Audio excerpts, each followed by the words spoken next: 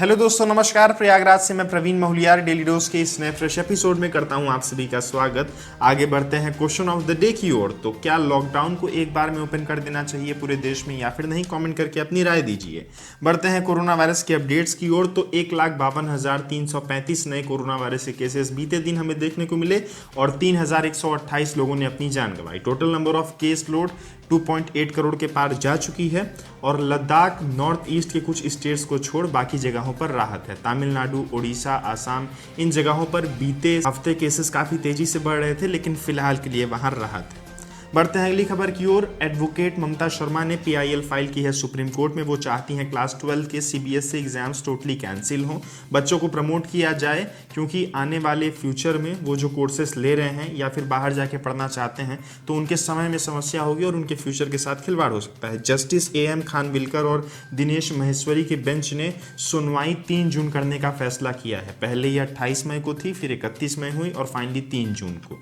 CBSE board से और HRD ministry से भी अपनी बात रखने का मौका बेंच ऑफ जस्टिस ने दिया है। अगली खबर की ओर बढ़े तो ममता बनर्जी ने केंद्र को चुनौती दिया है एक चिट्ठी का जवाब देकर। चिट्ठी आई थी तब जब ममता बनर्जी ने लगभग 30 मिनट इंतजार करवाया था प्रधानमंत्री नरेंद्र मोदी को, जो कि साइक्लोन यास के दौरे के लिए वेस्ट बंगाल आए थे। सेक्रेटरी अल्पन बंदोपाध्याय को रिकॉल कर रही है सेंट्रल गवर्नमेंट अपने पास, जो कि एक IAS ऑफिसर हैं और स्टेट के चीफ सेक्रेटरी हैं, पर शायद ही ममता बनर्जी को मंजूर नहीं है। उनके हिसाब से केंद्र बदले के भाव में ऐसा कर रही है। वो शॉक्ड हैं, स्टन है इस यूनिलेटरल ऑर्डर के चलते और बिना कोई प्राथमिक सूचना के ऐसे कदम उठा रही है केंद्र। इस बात को वो अनकॉन्स्टिट्यूशनल साबित कर रही हैं। दिल्ली हाई कोर्ट ने रिजेक्ट की है एक पिटीशन जो कि फाइल किया था आने मल्होत्रा और सोहेल हाशमी ने।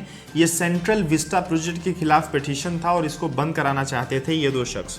दिल्ली हाई कोर्ट के बेंच ने इसको पूरी तरह खारिज किया है। जस्टिस DN पटेल और जस्टिस ज्योतिष सिंह का कहना है कि ये कोर्ट का टाइम वेस्ट करना हुआ और कॉन्स्टिट्यूशन के नियमों को चैलेंज करना हुआ, क्योंकि ये जो सेंट्रल विस्टा का प्रोजेक्ट है या फिर जो भी कंस्ट्रक्शन का काम चल रहा है ये एक लॉफुल मूवमेंट है, लॉफुल प्रोसेस है। इसके बदले पिटिशनर्स को 1 लाख रुपए का जुर्माना भी लगाया गया। म्यूकोरमाइसिस बीमारी का खतरा सबसे ज्यादा कब रहता है? जब आपका इम्यून सिस्टम लो रहता है या फिर आप एक डायबिटिक पेशेंट रहते हैं। Doctor Pramesh CS, director of Tata memorial hospital ने ट्वीट करके म्यूकोरमाइसिस का खतरा सबसे ज्यादा कब रहता है इसके बारे में हमें ऑन जानकारी दी है। वो जगह जहां पर मॉइस्चर है इन्वायरमेंट में या फिर अनक्लीन इन्वायरमेंट में म्यूकोरमाइसिस के जो फंगल इन्फेक्शन वाले मोल्ड्स हैं ज़्यादातर पनपते हैं। जो पेशेंट को ऑक्सीजनेट किया गया है उनमें ये बढ़ सकते हैं और जिन पेशेंट को इम्यूनोसप्रेसेंट्स ड्रग दिए जा रहे थे या फिर उनको केमोथेरेपी हो रही थी उनको दोस्तों म्यूकोरमाइसिस की समस्या हो सकती है। इसके आसार ज़्यादा हैं। डायबिटीज़ या स्टेरॉइड्स लेना ये भी म्यूकोरमाइसिस को बुलावा दे सकता है इस दौर में जहाँ पर ज़्यादातर लोगों का इम्यून सिस्टम लो हो रहा है। कोरोना वायरस के पेशेंट जो कि रिकवर हो चुके हैं या फिर रिकवर हो रहे हैं उनके ऊपर सबसे ज़्यादा खतरा है, तो ये लोग विशेष तौर पे ध्यान दें। मेरा तो आप सबको सजेशन रहेगा, आपके घर में कोई लो इम्यून वाला पर्सन है तो अपने घर के अगल बगल साफ सफाई रखें, घर के अंदर भी साफ सफाई रखें। देश में कई सारे होटल्स और टूर कंपनीज आप सभी को वैक्सीन की सुविधा दे रही हैं अपने टूर पैकेजेस और होटल स्टे के दौरान। दोस्तों, हैदराबाद के एक होटल चेन एक प्राइवेट हॉस्पिटल के साथ मिलकर होटल स्टे करने पर वैक्सीन प्रोवाइड कर रहा था लोगों को और वैक्सीनेशंस कर रहा था उनकी। अब ये उनका एक मार्केटिंग स्ट्रैटेजी हो सकती है या फिर पब्लिक वेलफेयर के लिए कदम, लेकिन डॉक्टर हर्षवर्धन ने ट्वीट करके बताया है कि जो होटल्स कोविड-19 के वैक्सीनेशन पैकेजेस को इंट्रोड्यूस कर रहे हैं उनके खिलाफ स्ट्रिक्ट लीगल एक्शन हो and such activities are in contravention to the new rule of Covid vaccination programme. Vaccine centres, private hospitals, अगर आप एक गवर्नमेंट संस्था से हैं तो आपकी संस्था अपने एम्प्लॉयज़ के लिए गवर्नमेंट वैक्सीन्स लगवा सकती हैं।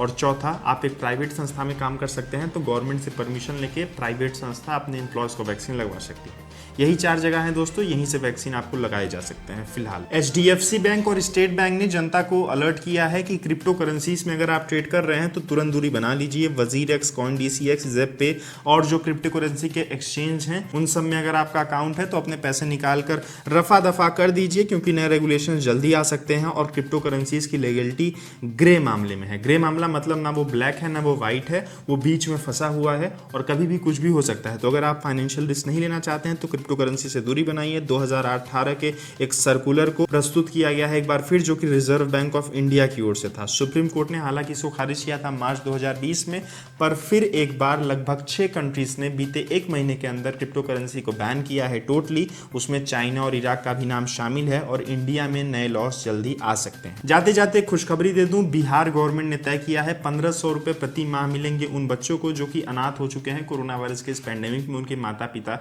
अगर कोरोना वायरस की वजह से मृतक होते हैं तो उनको 1500 रुपए प्रति माह बिहार गवर्नमेंट देगी। फिलहाल के लिए इस वीडियो में इतनी जानकारी। मुझे उम्मीद है डेली डोज का ये एपिसोड आपको पसंद आया होगा। फ्रेंड्स एंड फैमिली के साथ अवश्य शेयर करें। दीजिए मुझको इजाजत। जय हिंद, जय भारत।